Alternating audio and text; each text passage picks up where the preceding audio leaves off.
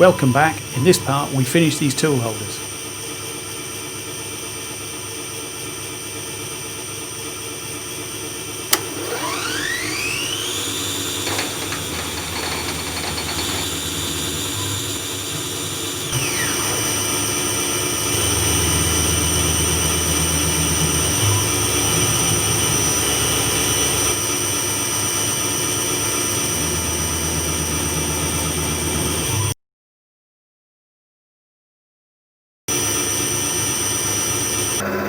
Right, forgive the noise in the background, that's the mill chomping away with the fly cutter.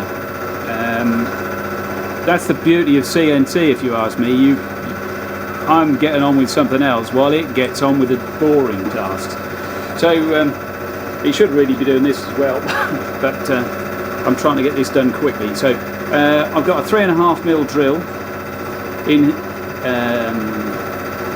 a drill press, and I'm going to just clear out these holes, and I'll do it for all of them, all of the tool holders. Okay, I have faced off all four sides.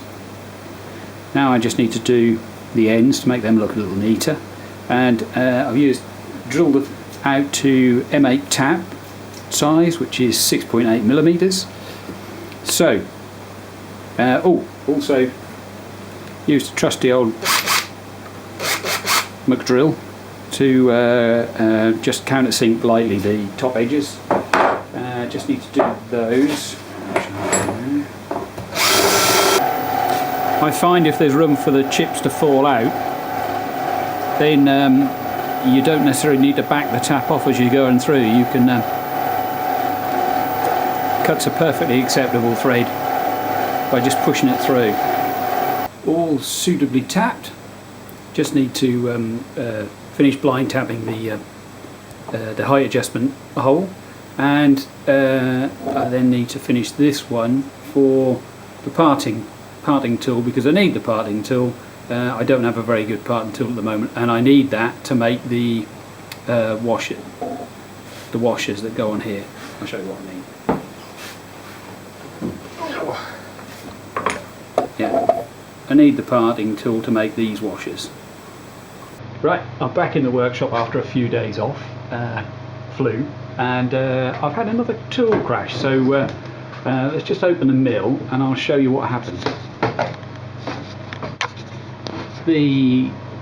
I changed the tool to this 10mm. It's got a long stick out, but I only wanted to just clean up these faces in this last tool holder I'm making, and it crashed.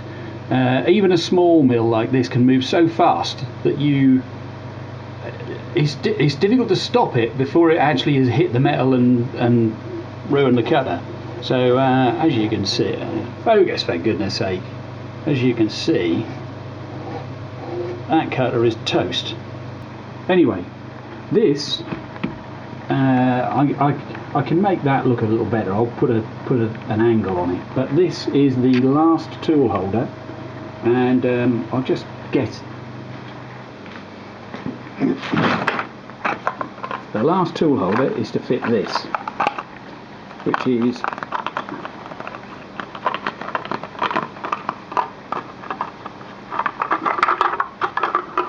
nice bit of hand action there. This is my ultra slim parting tool, and it is going to fit into there, so I need to open that slot up by about 0.5mm, because I never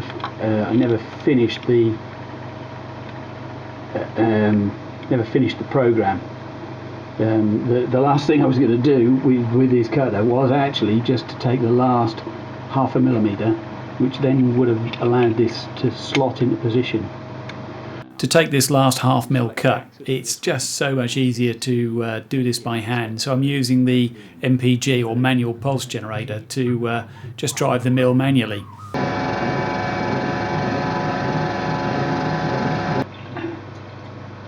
That should fit in there nicely now. There we go. Spot on. A little bit of deburring and that'll be fine. Excellent. So that is that bit done. Right. Now I need to make that look presentable. Ooh.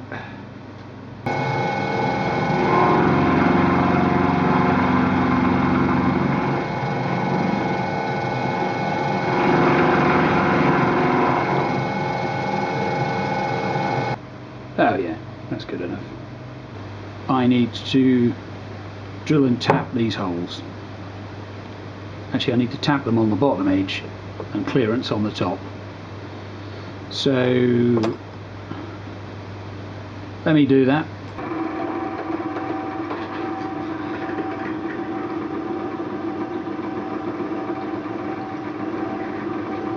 Right then, so I have clearance M5 in the top, drilled and tapped that at M8, drilled the bottom at M5 and tapped them. Drilled them 4.2 I should say and tapped them M5. So I need to cut a saw cut in the base here up to a point. To leave a little piece of metal at the top so that there's a bit of spring in it. So excuse my voice, I've got a pen in my mouth. There we go. There we go. Mark that end. Mark that end. And I have a machine. One of these buggers. They're not that popular here in the UK. In fact, I've only seen them stocked in the last couple of years. So I think they're quite popular in the States. Anyway, I just bought one really, have a go with it. A little bit deeper.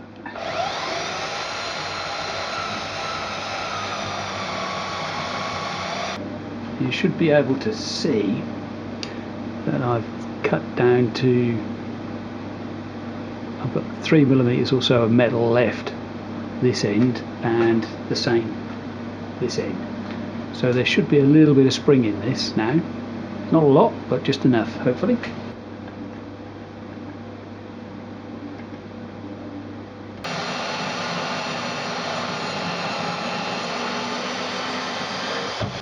Okay, so I've tidied up the ends and the base a little bit. Needs deburring a bit more, and I've put the screws in and just found an old M8 cap head to put in there. So let's just for giggles, let's have a go with it. Okay, there's the insert. Let's pop that in. It cuts a tree, but I couldn't get it low enough to be on the centre line of the work. If I take a little nibble out of here, like so, all the way through that way, then I will clear the top slide and the dovetail ways, but I won't interfere with the strength of this this flange, if you like, because I don't want to make that any thinner. Cutting brass is a piece of cake, but cutting hardened steel is going to put a reasonable load on here, and I don't want it to deform over a period of months and years. So yeah, just nipping a piece out of the bottom there right the way through would be a good idea. That will then give me much more maneuverability when it comes to getting the centre height, because at the moment it's sitting on the tool holder sitting on the top slide, and we're still slightly above centre by about 1 millimetre or so.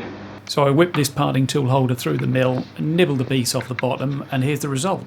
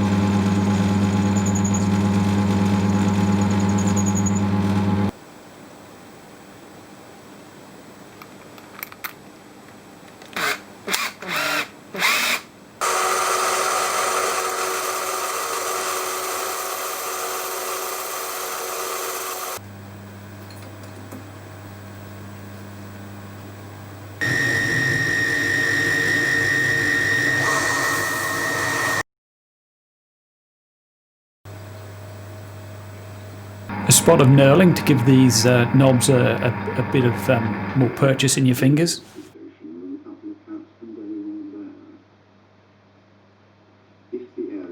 Right, here we are again with the tool holders. They need deburring. That's pretty much not a lot left to do, to be honest. I've made some posts to set the height, like that.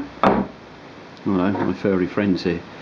And off camera I've knurled, using one of these in the lathe, a section of bar to make some adjustable height washers. So we just need to drill and tap these M8s and then part them all off. So that is next. Line the edge of the parting tool with the end of the work. Set 0 on your top slide and then move on however thick you want the part to be. So in this case 5 millimeters. 5 millimeters. There we go.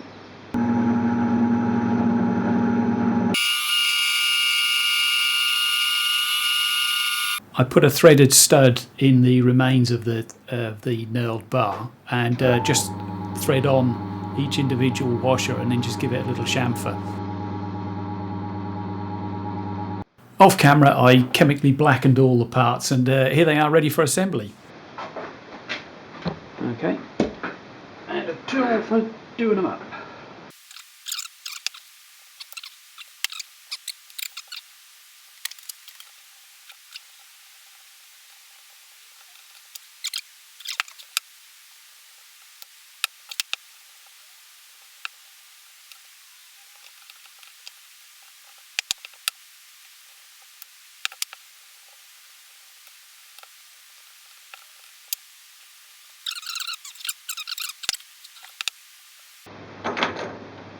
Parting tool.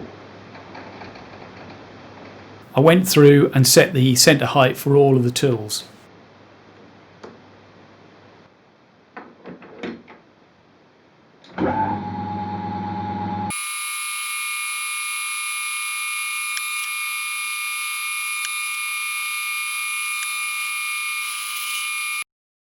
So the question is, was it worth doing? Well, I don't know. There's got to be between 200 and 250 pounds worth if you bought them tool holders here. So in that respect, it's probably about, let's say, getting on to 30 pounds worth of raw material in these, and a few bits of scrap that I had lying around. So in that respect, financially, it's worth it. However, it has taken me quite a long time. I mean, I had flu in the middle of it, but it's taken, oh blimey, 7 or 8 weekends, I think, probably in total, including a bout of flu in the middle. So yeah, it's not. You do it because you enjoy doing it, not because you're going to make any money at making them. So yeah, would I do it again? Yeah, I think so. It's the same as the tools for the CNC mill, the little Cazual mill. There's a satisfaction and a challenge in making things yourself. So I really advise people to get out there and do something, build something, do something. It's there's only so much fun you can have watching telly. Actually making something, at the end of the day you can say, hell yeah, I made that. I took a piece of scrap or a block of metal and made that, and it does its job and it does it well. So yeah, get out there and make something. You know it makes sense.